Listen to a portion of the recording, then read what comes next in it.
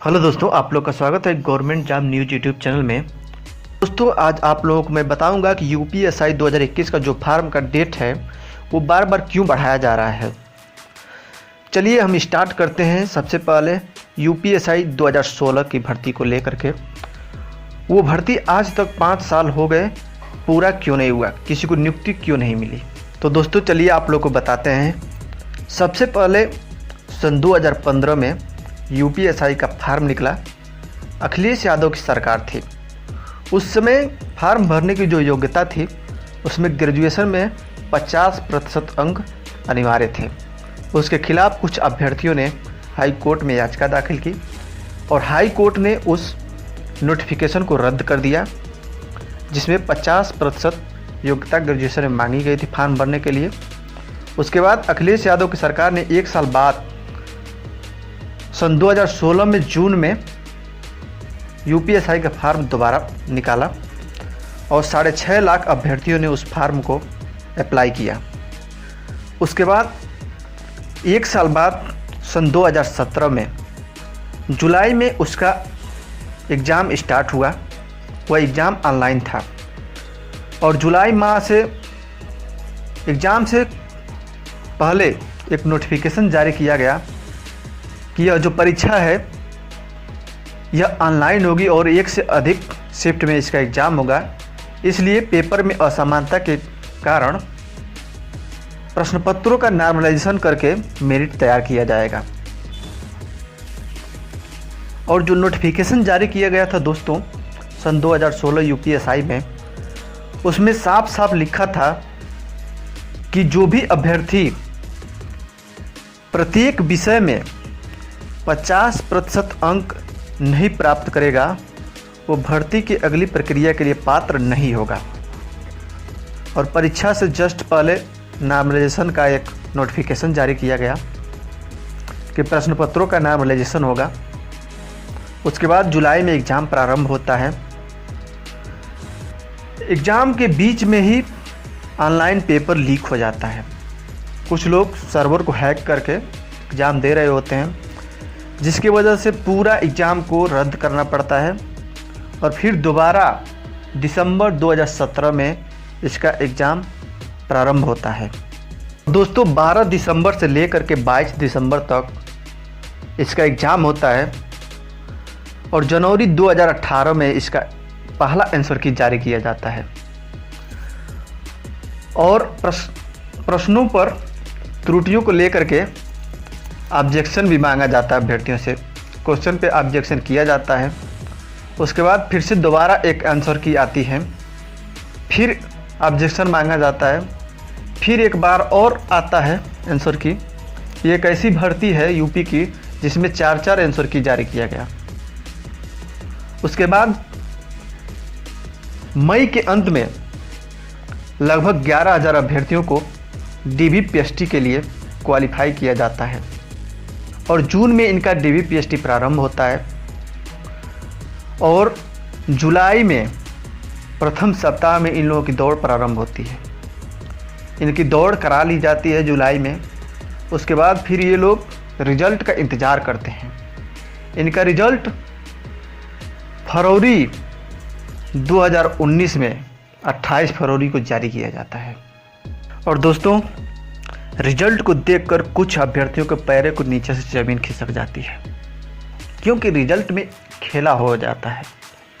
दोस्तों ये होता है कि उसमें 24 से 86 अभ्यर्थियों को सेलेक्ट किया जाता है और एक लिस्ट 8 तैयार की जाती है जिसमें 3266 अभ्यर्थियों को रिटेन फेल्ड बताया जाता है।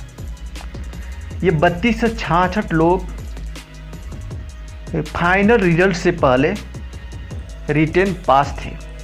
आप लोगों को आश्चर्य हो रहा होगा कि फाइनल रिजल्ट से पहले ये लोग रिटेन पास थे क्योंकि ये लोग डीबीपीएसटी किए, उसके बाद रनिंग भी किए और नोटिफिकेशन में साफ साफ लिखा था कि जो भी अभ्यर्थी प्रत्येक विषय में 50% अंक नहीं प्राप्त करेगा वो भर्ती की अगली प्रक्रिया के लिए पात्र नहीं होगा। अगर ये लोग 50% अंक नहीं पाए थे 32 से 66 अभ्यर्थी, तो फिर ये लोग डीबीपीएसटी और रनिंग में कैसे गए। आप खुद सोच सकते हैं कि ये लोग 50% अंक प्राप्त किए थे और डीवी पीएचडी रनिंग में ये लोग क्वालिफाई किए और फाइनल रिजल्ट में इनको फेल कर दिया गया, ये कहकर कि आप रिटेन फेल हैं। अब मैं आप लोगों को बताता हूं कि क्या हुआ इन लोगों के साथ। इस भर्ती में 2 तरह के अभ्यर्थियों को डीवी पीएचडी और रनिंग के लिए क्वालिफाई किया गया।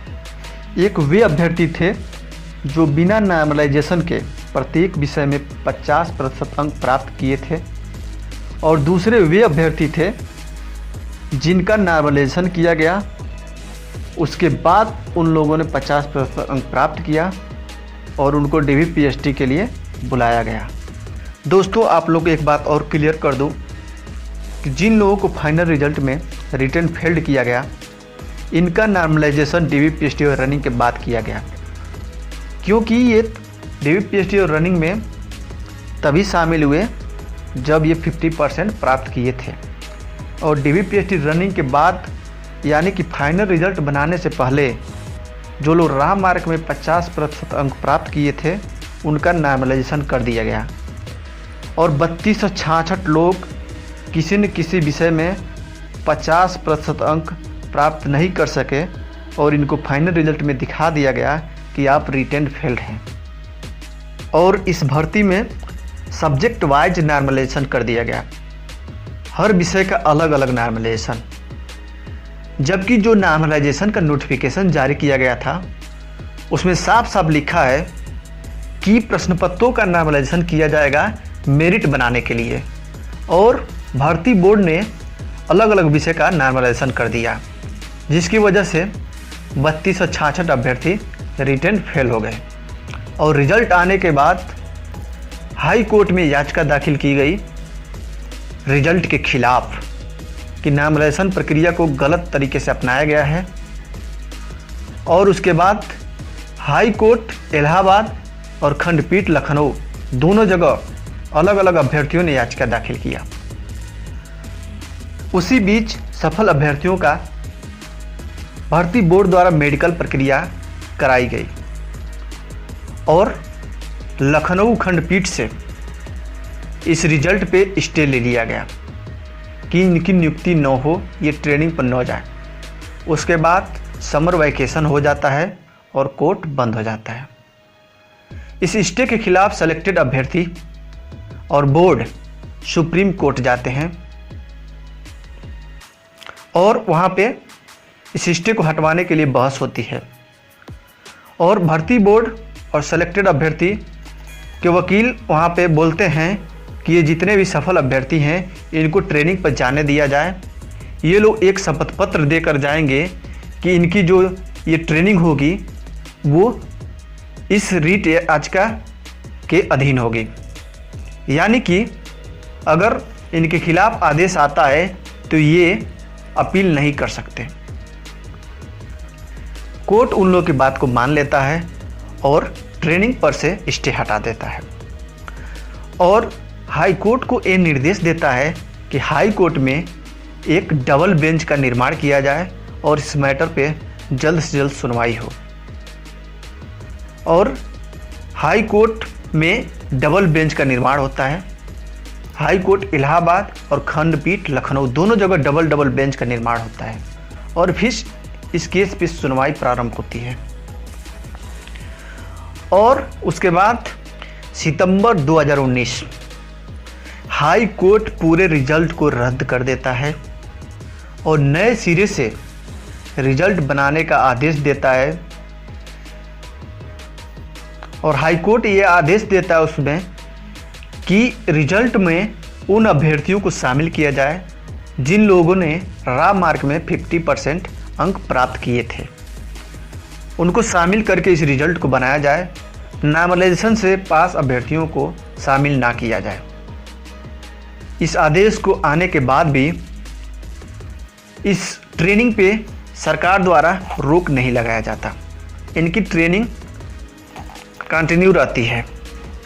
भर्ती बोर्ड उस हाईकोर्ट के आदेश का पालन नहीं करता और उस आदेश के खिलाफ कंटेम्प्ट होने के बाद सुप्रीम कोर्ट में याचिका दाखिल करता है और इस केस की सुनवाई सुप्रीम कोर्ट में प्रारंभ होती है। उसके बाद कोरोना वायरस आ जाता है, जिसकी वजह से इसकी हियरिंग वर्चुअल होती है, यानी कि ऑनलाइन हियरिंग प्रारंभ होती है।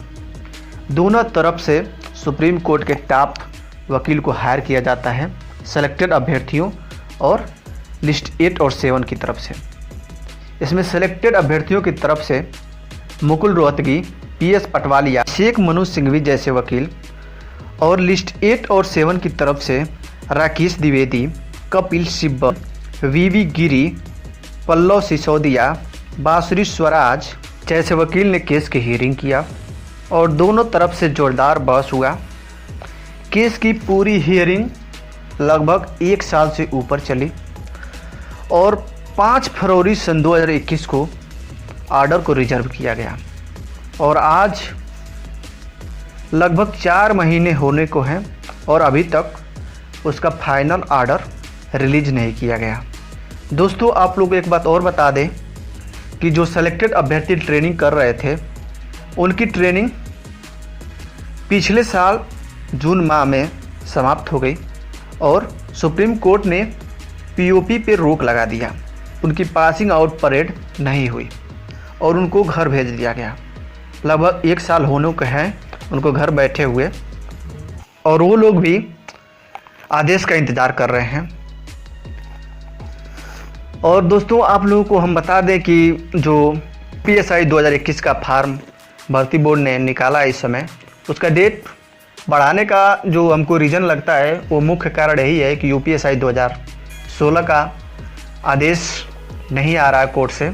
इसी की वजह से बार बार UPSI 2021 के फार्म के डेट को बढ़ाया जा रहा है, क्योंकि जो UPSI 2021 का फार्म निकला हुआ है, इसमें जो नोटिफिकेशन आया है उसमें जो नॉर्मलाइजेशन की प्रक्रिया है वो आप लोगों को पता ही है कि प्रत्येक विषय में 35% और ओवरऑल 50% अंक आप लोगों को प्राप्त करना है, तभी भर्ती के अगली प्रक्रिया के लिए पात्र होंगे। और ये जो 35% देखा जाएगा वो नॉर्मलाइजेशन के बाद प्राप्त अंक होंगे। तो दोस्तों, आप लोगों को मैंने बताया कि UPSI 2016 में प्रश्न पत्रों का नॉर्मलाइजेशन करने की बात की गई थी और उस नोटिफिकेशन में ये भी नहीं क्लियर था कि जो 50% अंक प्रत्येक विषय में देखे जाएंगे वो नॉर्मलाइजेशन के पहले प्राप्त मार्क होंगे कि नॉर्मलाइजेशन के बाद प्राप्त मार्क होंगे। इस पे सुप्रीम कोर्ट में जोरदार बहस हुई है।